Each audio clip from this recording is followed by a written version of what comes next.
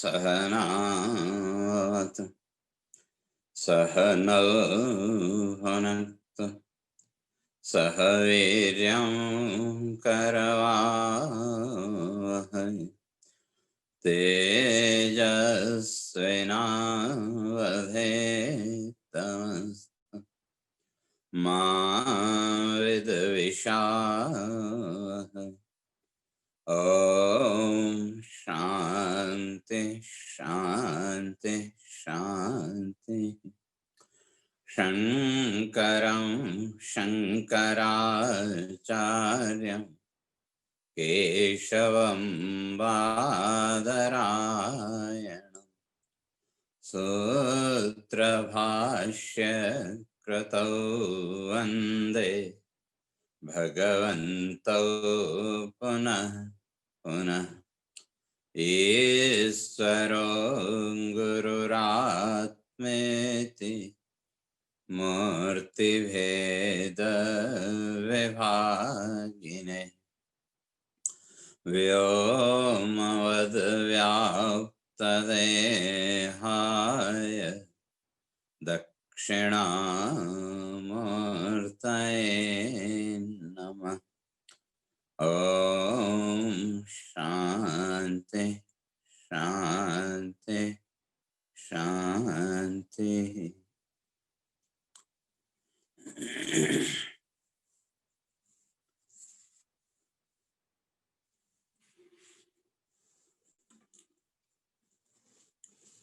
तो विचार चल रहा था साधना की प्रक्रिया कहें या ध्यान योग समाधि की प्रक्रिया, भगवान उसको स्पष्ट करके आ रहे थे कि साधना तो संसार में बहुत से लोग करते हैं, लेकिन ज्यादातर लोगों के साधना का उद्देश्य, साधना का लक्ष्य कहीं न कहीं संसार के इस नाशवान पदार्थों की प्राप्ति। लेकिन जो विचारशील व्यक्ति है, जो चिंतनशील व्यक्ति है, तो उसकी साधना का ध्येय आत्मबोध, आत्मबोध कहें, मोक्ष कह लें या आत्मदर्शन कहें। शब्दों का फेर है, तात्पर्यार्थ में कोई अंतर नहीं है। तो अब वो जो आत्मदर्शन है, आत्मबोध है, एक सामान्य व्यक्ति की जो साधना की प्रक्रिया,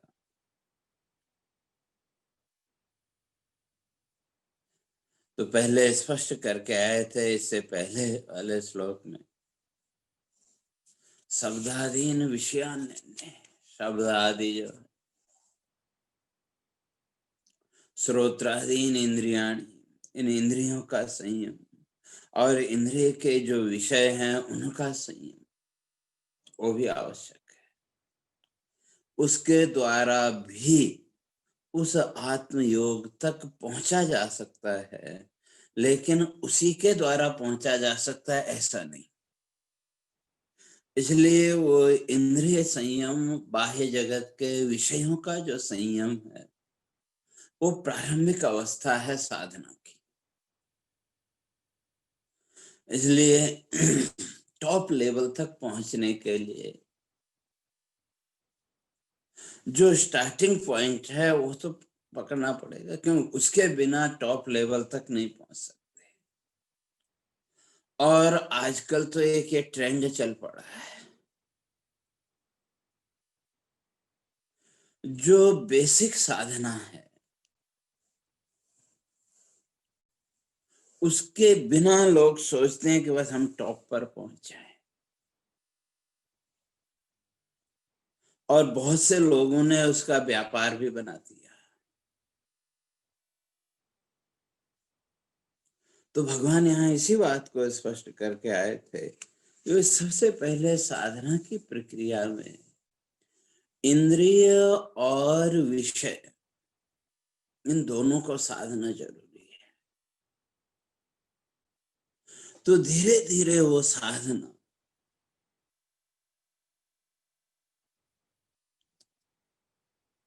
आपको ऊपर उठाएगी।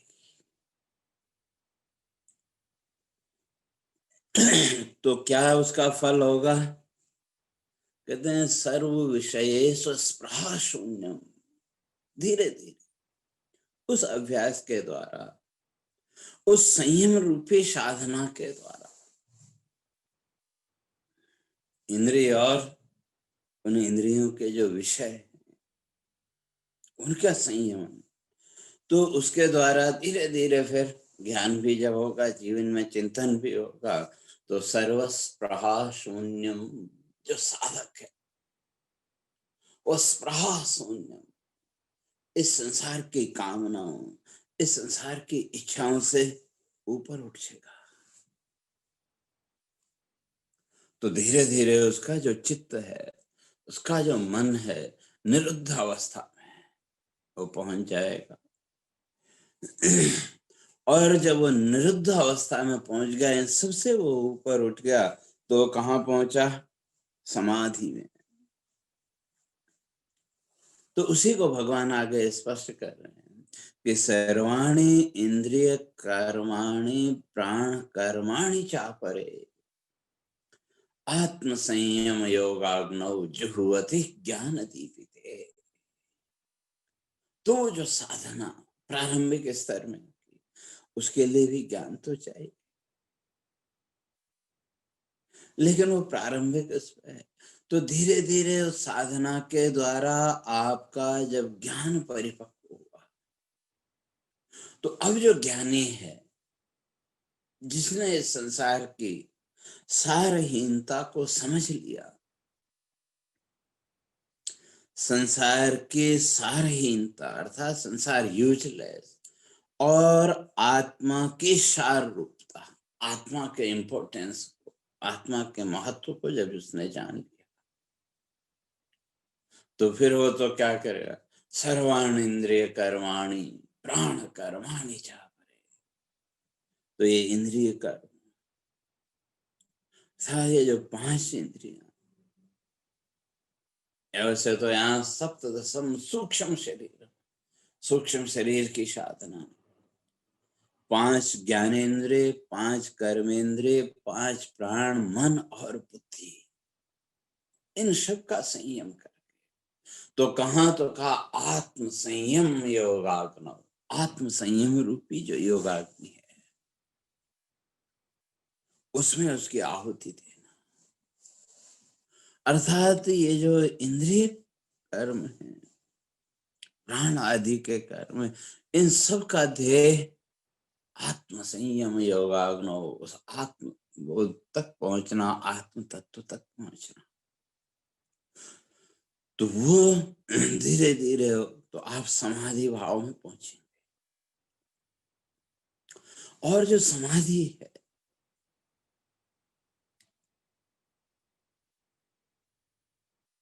सविकल्प और निर्विकल्प, ये 2 भेद तो महर्षि पतंजलि ने किए।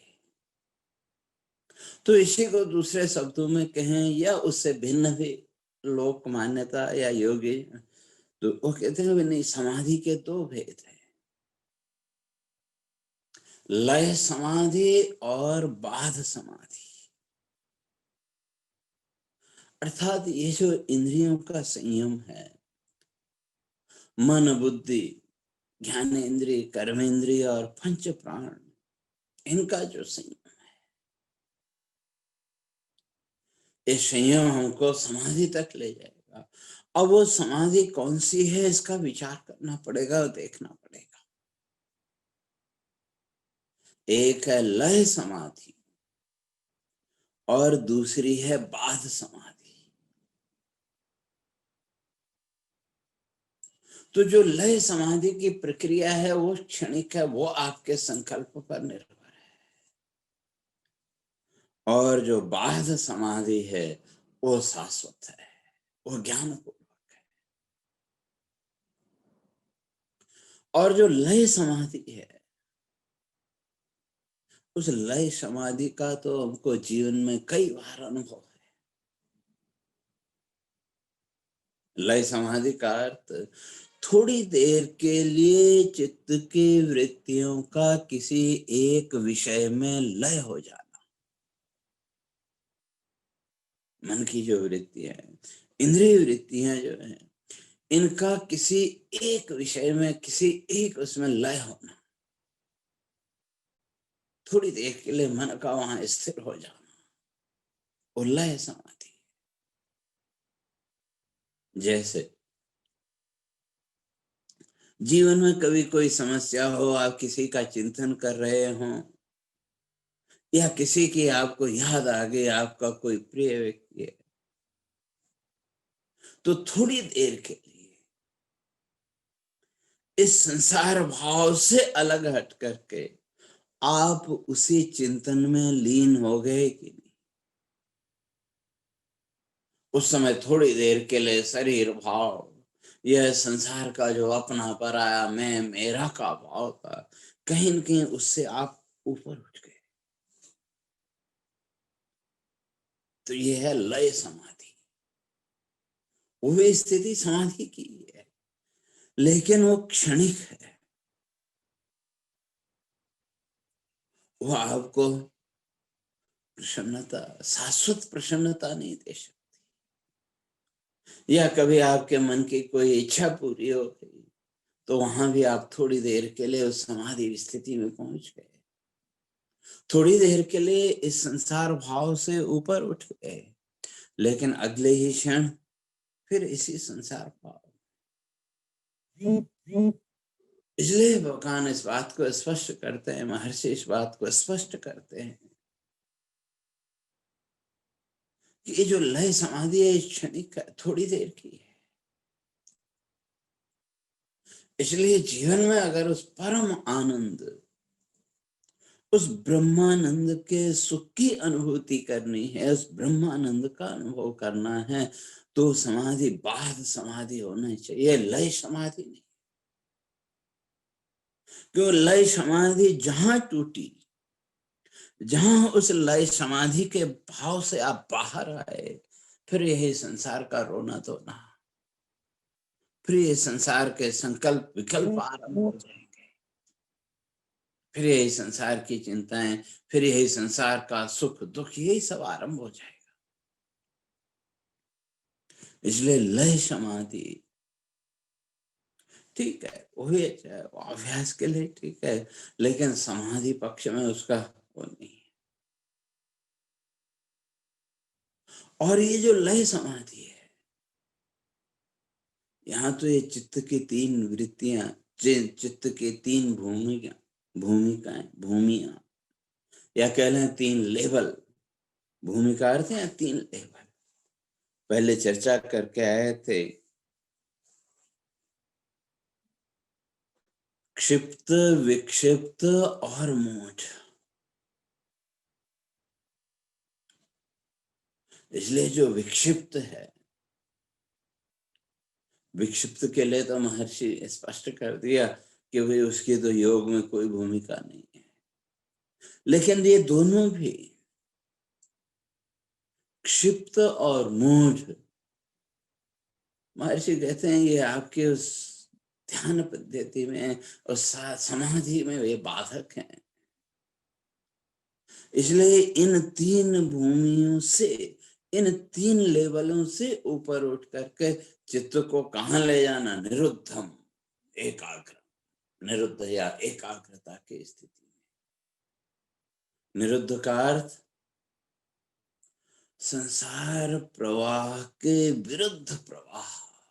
अभी तक तो हमारा जो चित्त है, जो मन है, और संसार प्रवाह वहां बड़े तीव्र वेग से चला रहा है। कोई भी कर्म, क्या हमने ध्यान भी किया, या उस लय समाधि की स्थिति में भी हम पहुंच गए। कई बार होता है, आप मंदिर में बैठे हैं, रोज पूजा अर्चना आप करते हैं, तो कभी कभी वो लय समाधि की स्थिति आ जाती है जीवन में, थोड़ी देर के लिए। और सामने जो भी मूर्ति है, या जिसको भी आपने अपना इष्ट मान रखा है, उसका चिंतन करते करते, उसका ध्यान करते करते आप इतने तल्लीन हो गए कि संसार की जो वृत्तियां हैं वो थोड़ी देर के लिए गायब हो गई। केवल एकाग्रता, केवल ईश्वरीय भाव के अतिरिक्त उस समय कुछ नहीं है। तो आदमी क्या समझने लगता है, नहीं हमारी तो समाधि लग गई। ठीक है, समाधि है, लेकिन ये लय समाधि है।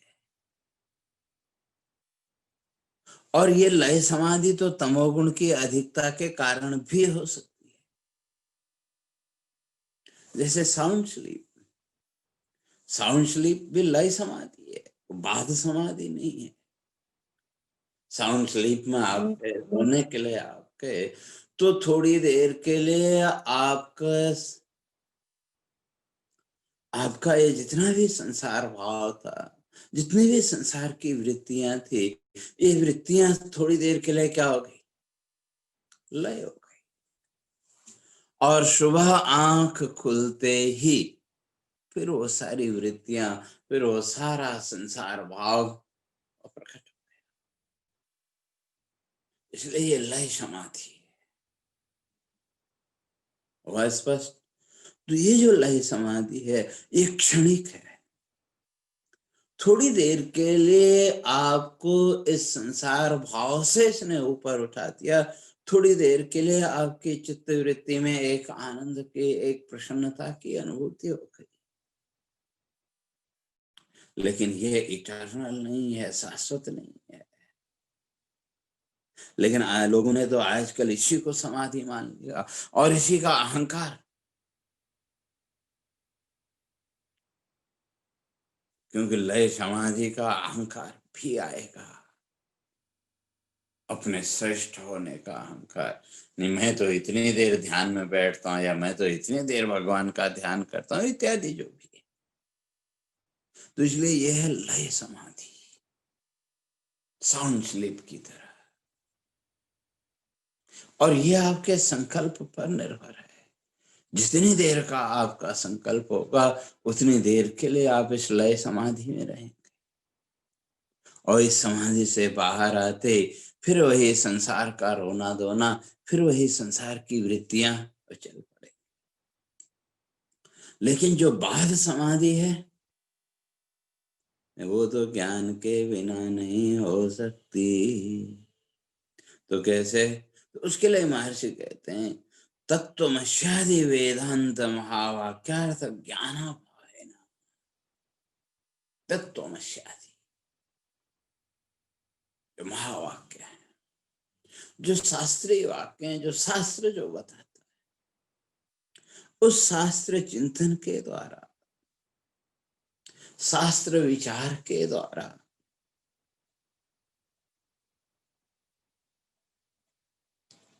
स्वस्वरूप का बोध, आत्मा और ब्रह्म की एकता,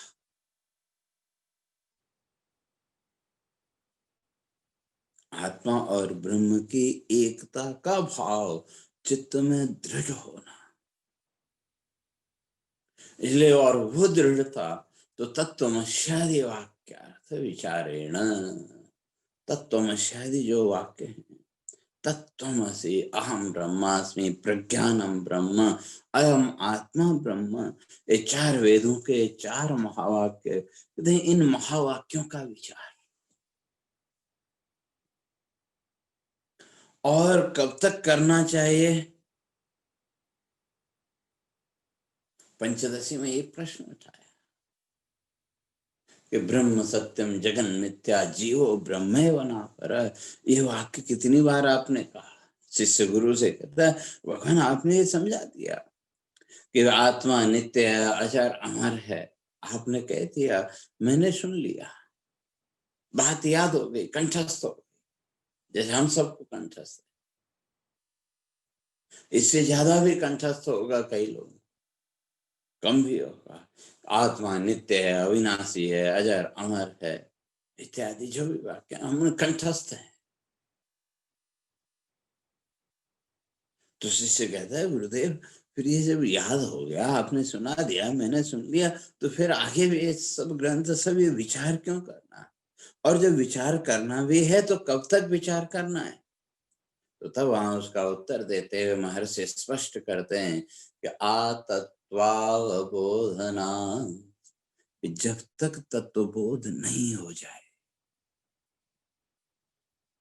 तत्वबोध का अर्थ जब तक उस आत्म सत्ता का साक्षात्कार नहीं हो जाए तब तक ये विचार करना चाहिए।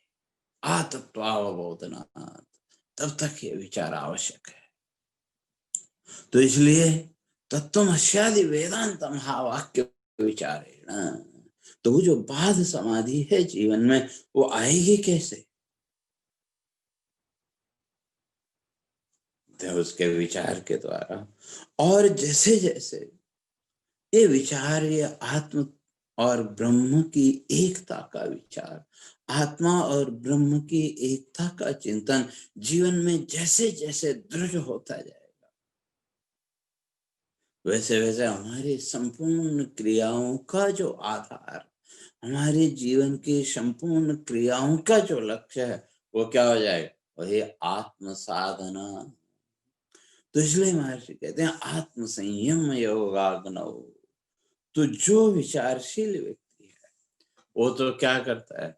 आत्म संयम योगाग्नौ, इन सब साधनों का आत्म संयम रूपी जो योगाग्नि है उसमें इसको आहुति देता है। अर्थात सर्वाणि इंद्रिय कर्माणि, ये इंद्रियों के संपूर्ण कर्म, श्रवण ग्रहण आदि, रूप रस शब्द गंध स्पर्श, रूप का दर्शन, श्रवण ग्रहण स्पर्श, ये सब जो है सारी क्रियाओं का जो ध्येय, सारी क्रियाओं का जो लक्ष्य है वो वहां क्या हो गया? वही आत्मसत्ता, वही आत्म भाव। उसके अतिरिक्त उसकी दृष्टि में और तो बहिर्गमन वहां से उसका, तो हर जगह उसकी वो ब्रह्म दृष्टि, सर्वत्र ब्रह्म दृष्टि। तो तभी वो ब्रह्मार्पणम ब्रह्म, अभी वो तभी हो सकता है। तो इसलिए वो जो ब्रह्म दृष्टि है, वो जो आत्म दृष्टि है, वो शास्त्र विचार के बिना, शास्त्र चिंतन के बिना वो संभव नहीं है। इसलिए वो जो सहज समाधि, तो अब वो जो शास्त्र चिंतन है, शास्त्र का विचार है, तत्वमस्यादि जो महावाक्य हैं, इन महावाक्यों का जो विचार है, तो वो क्या करेगा? अविद्या तत्कार्य नाशः, अविद्या और उसके जो कार्य है उन कार्यों का नाश। इसलिए जीवन में 5 क्लेश महर्षि पतंजलि ने स्पष्ट किए कि अविद्या, अस्मिता, राग, द्वेष, अभिनिवेश, ये जीवन के क्लेश हैं। इसलिए ये अस्मिता, राग, द्वेष, अभिनिवेश, ये अविद्या का फैलाव है, अविद्या का विस्तार है। इसलिए अविद्या का अर्थ विद्या का नहीं होना नहीं, अज्ञान का अर्थ ज्ञान का नहीं होना नहीं, बल्कि अज्ञान का अर्थ है जो वस्तु जैसी है ही नहीं उसको वैसा मान लेना, असत्य को सत्य मान लेना।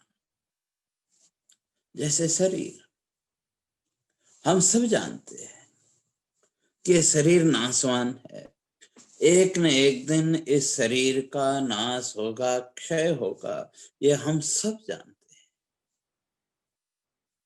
उसके लिए हमको किसी बहुत बड़े शास्त्र की जरूरत नहीं है। लेकिन फिर भी इस शरीर में कहीं न कहीं नित्यता का भाव जोड़ करके बैठे हैं कि सबको पता है एक न एक दिन इस शरीर को छोड़ना पड़ेगा, इसका त्याग करना पड़ेगा। लेकिन वो जो शरीर का अहंकार है, वो जो शरीर भाव है, उसको कितनी गहराई से हमने पकड़ के रखा है, कितनी सूक्ष्मता से उस शरीर भाव को पकड़ के रखा है। इस शरीर के अस्तित्व के बिना हमको अपना अस्तित्व ही नहीं लगता।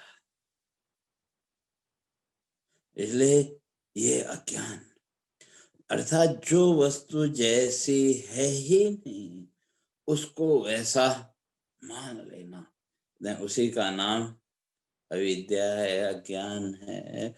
और उस अज्ञान का फिर विस्तार तत्कार्य अस्मिता, राग, द्वेष और अभिनिवेश।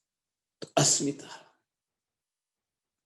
अस्मिता का अर्थ अहंकार का सूक्ष्म भाव, इस देह के प्रति फिर आसक्ति, इस देह में अहंकार। और जब वो अहंकार की वृत्ति जीवन में आई तो फिर राग द्वेष, उसके साथ ही साथ जीवन में राग द्वेष भी आए।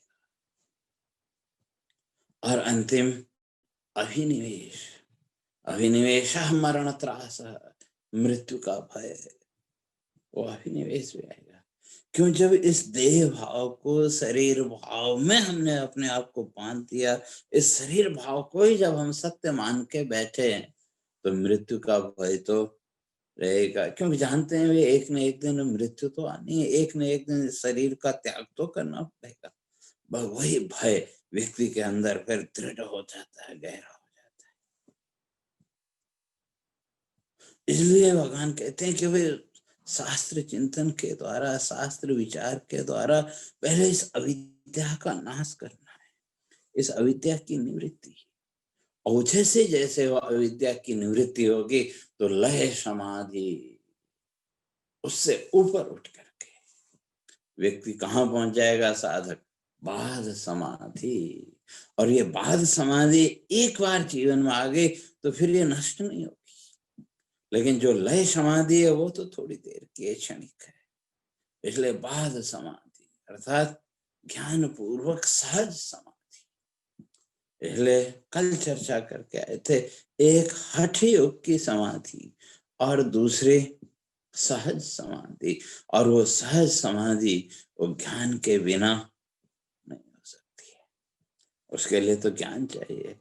और उस ज्ञान के लिए अविद्या की निवृत्ति और ये अविद्या का नाश। महर्षि कहते हैं बड़ा मुश्किल कार्य नहीं है, बड़ा आसान है, बड़ी आसानी से इस अविद्या का नाश हो सकता है, लेकिन थोड़ा सा परिश्रम तो करना पड़ेगा। तो कैसे? तो महर्षि इस बात को स्पष्ट करते हैं, अर्ध सज्जन संपर्क अविद्या विनश्यति। अर्ध सज्जन संपर्क, किसी संत महापुरुष की शरण में आप गए, किसी तत्ववेत्ता महापुरुष के पास आप गए, तो उनकी बातें सुन करके, उनके संग के प्रभाव से कहते हैं अर्ध अविद्या विनश्यति, आपका आधा अज्ञान तो नष्ट हो गया। और बचा कितना? आधा। और शास्त्राभ्यासेन चतुर्थांशम, और शास्त्र के अभ्यास के द्वारा, शास्त्र के चिंतन के द्वारा जो आधा बचा था, उस आधे में से भी आधा अर्थात चतुर्थांश, संपूर्ण अविद्या का जो चतुर्थांश है वो कहते हैं शास्त्राभ्यास है ना। शास्त्र का चिंतन करने से, शास्त्र का अभ्यास करने से वो अज्ञान भी आपका दूर हो गया। तो अब बचा कितना? 25%। लेकिन महर्षि कहते हैं कि ये इम्पोर्टेंट है। क्यों? ये जो 25% अविद्या का जो प्रवाह है, ये स्वप्रयत्नतः, ये तो स्वयं के प्रयास के बिना ये दूर होने वाला नहीं है। इसलिए स्वप्रयत्नतः, स्वयं के प्रयास के द्वारा इसको दूर कर। और अगर नहीं कर सकते तो 75% महापुरुष की संगति और शास्त्र का अभ्यास, शास्त्र का विचार, जो भी शास्त्र आदि से आपने समझा, कहते हैं वो निरर्थक है। क्योंकि आप इस शरीर भाव से, देह भाव से ऊपर नहीं उठ पाए, बाध समाधि नहीं आई, और लय समाधि तो है। थोड़ी देर के लिए आप शास्त्र चिंतन कर रहे हैं, विचार कर रहे हैं, तो उस समय थोड़ी देर के लिए लय समाधि आ गई। आप इस संसार भाव से ऊपर उठ करके उस ब्रह्म भाव में, उस आत्म भाव में थोड़ी देर के लिए स्थित तो हो गए, लेकिन फिर थोड़ी देर के बाद फिर वही संसार भाव, फिर वही संसार का रोना धोना। इसलिए भगवान कहते हैं आत्म संयम योगाग्नो। इसलिए वो जो साधना है, इंद्रिय आदि का नियंत्रण, प्राणायाम आदि की जो प्रक्रिया है, वो किसके लिए होनी चाहिए? आत्म संयम योगाग्नो। आत्म संयम रूपी जो योगाग्नि है, उसमें उसकी आहुति। और वो आहुति कहते हैं अविद्या तत्कार्य नाशम विना न संभवति। अविद्या और उसका कार्य इस संसार का जब तक बाध नहीं होगा, तब तक वो संभव नहीं है। तो इसलिए जो ज्ञानी साधक है, वो तो क्या करता है? आत्म संयम योगाग्नो। आत्म संयम रूपी जो योगाग्नि है, अर्थात उस आत्म साधना के लिए, उस आत्म बोध के लिए उसकी सारी प्रक्रिया है। प्राणायाम आदि भी वो कर रहा है, तो उसके पीछे भी उसका ध्येय क्या है? वही आत्मबोध, आत्म तत्व का दर्शन, उस ब्रह्म का दर्शन। और जो सामान्य व्यक्ति है, वो भी कर रहा है प्राणायाम आदि, उसने भी इंद्रियों का नियंत्रण किया, लेकिन कहीं न कहीं इस संसार की यश प्रतिष्ठा का भाव, इसी संसार के सुख दुख का भाव।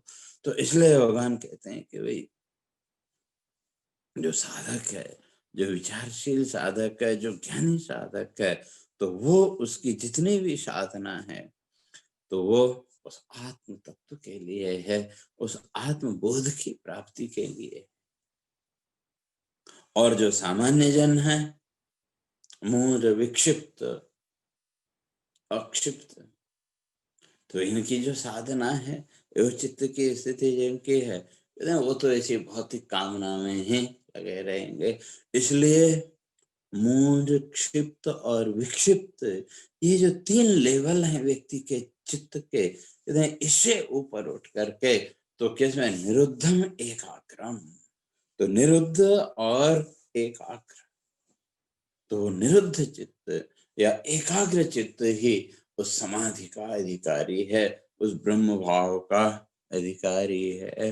तो उस ब्रह्म भाव तक, उस आत्म भाव तक पहुंचने के लिए फिर अनेक प्रकार के यज्ञों की व्यवस्था हमारे ऋषियों ने की, लेकिन उन सबका उद्देश्य, सबका ध्येय यही है कि उनके द्वारा धीरे धीरे उस अविद्या की निवृत्ति हो, और वो अविद्या की निवृत्ति के द्वारा आप उस परम मोक्ष की स्थिति, उस परम ज्ञान की स्थिति में आप पहुंचे।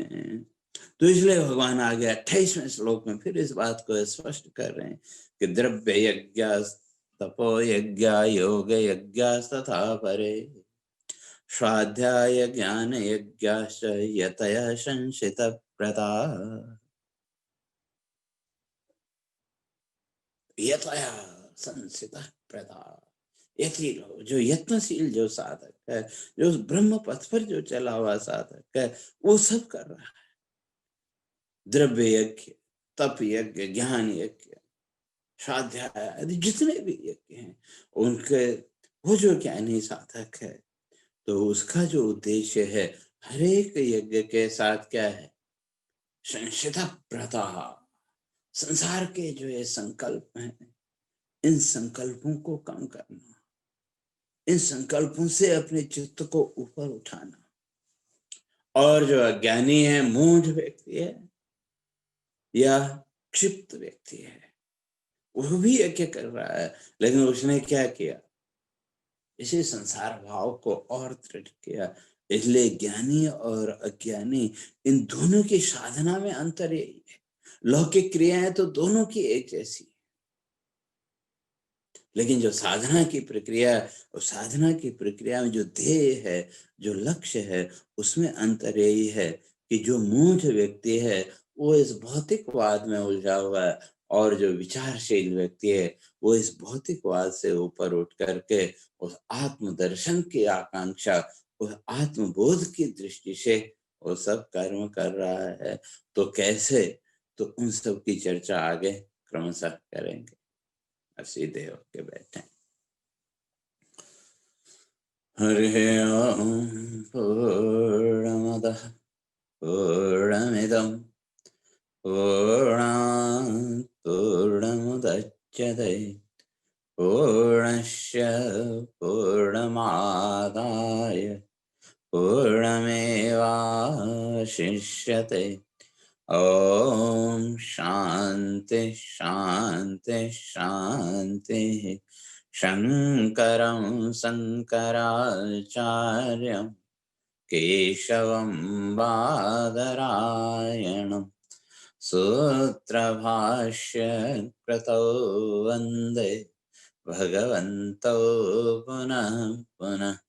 ईश्वरो गुरुरात्मेति मूर्तिभेदविभागिने व्योमवद्व्याप्तदेहाय दक्षिणामूर्तये नमः। ॐ शान्ति शान्ति शान्तिः।